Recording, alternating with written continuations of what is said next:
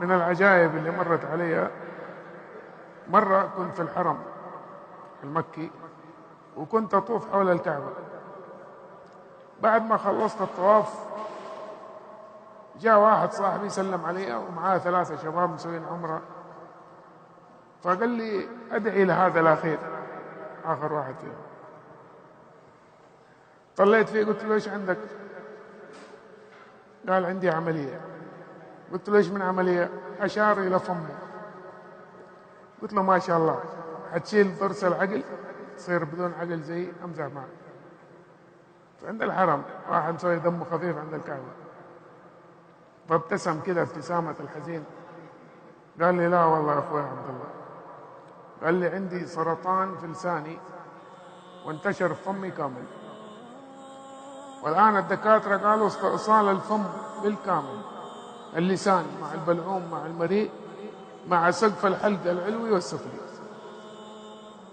يعني كيف حيعيش هذا؟ تخيل الإنسان بدون فم، بدون لسان، بدون بلعوم ومريء، كيف يأكل ويشرب؟ لما قال لي كده والله كأنه غرز خنجر في صدري. قلت كيف حيعيش في نفسي؟ على طول ربي ألهمني، قلت له من اللي ابتلاك؟ قال لي الله. قلت له شافك بعيد فقربك، أحبك، هو يحبك بس أنت ما تبغى ترجع. ها؟ والله أنت صلاتك ما تقربك شبر، يمكن تصلي وأنت عاقل أبوك وأمك ما يقبل الله منك ولا شيء، يمكن برك الوالدينك ما يقربك لله، يمكن معاملتك مع الناس ما تقربك لله شبر، وهو يحبك يبغاك ترجع. الله يقول عبادي أبتليهم بالمصائب لأطهرهم من المعايب. فقلت له ابتلاك عشان يردك له. ليش؟ عشان يقول إن الله عند المنكسر قلوبهم. طيب قلت له طيب من الذي يشفيك؟ قال الله. قلت له الله يقول وإذا مرضت فهو إيش؟ فهو ولا فالطبيب؟ فهو. قلت له طيب أطول سجدة سجدتها في حياتك كم دقيقة؟ أنا سألته هذا السؤال وأسأله الآن لكم كلكم. كل واحد عنده هم، كل واحد عنده اللي زوجته واللي ولده واللي. أطول سجدة سجدناها بين يدي الله كم دقيقة؟ هنستحي من الجواب صح؟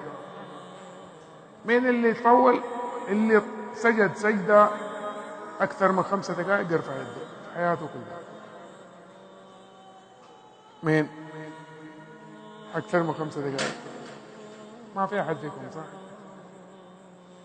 طيب وقلت له هذا الشاب قلت له كم؟ قال لي ما تتجاوز 3 دقائق. قلت له أطول سجدة سجدتها بين يدي طبيب يعني تنتظر منه حل. قال لي أوه بالساعات. قلت له طيب إيش قال لك الطبيب؟ قال ما لك حل، من 1 إلى 5% نسبة نجاح العملية.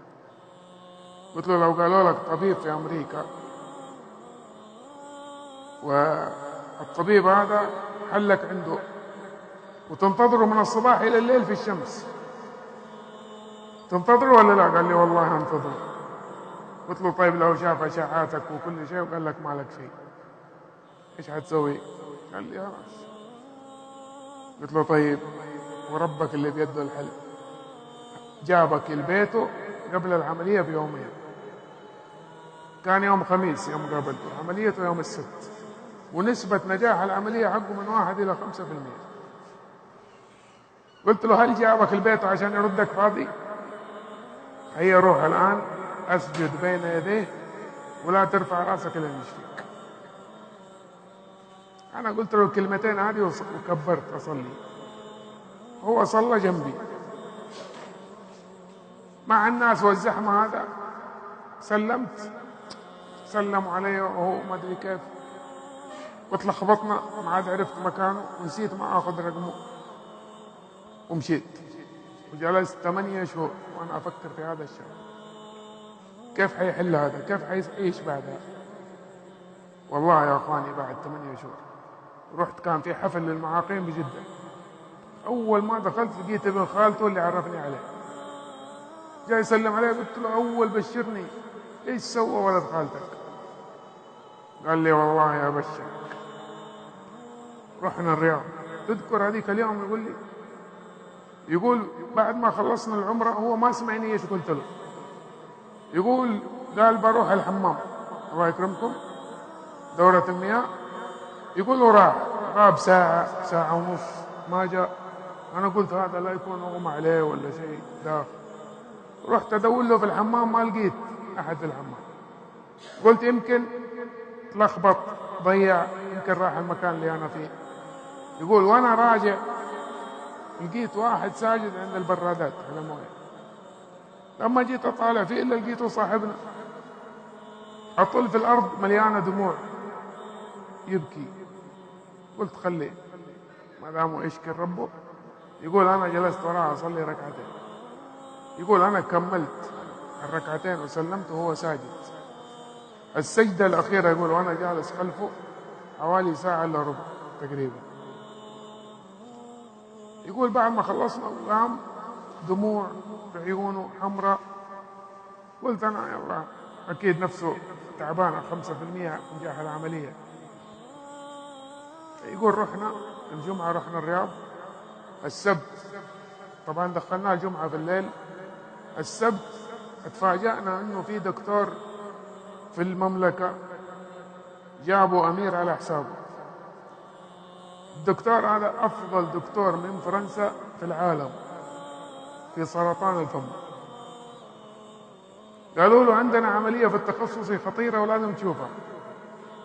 لما نوروه الأشعة والتحاليل استاء الدكتور فطلب أشعة قبل العملية. يسووا أشعات الدكاترة وهذا وطلب تحاليل. طبعا الأشعة طلعت لما شافها والله يا أخواني يقول شاف الأشعة الأولى والأشعة الثانية قال لهم مستحيل مش نفس المريض.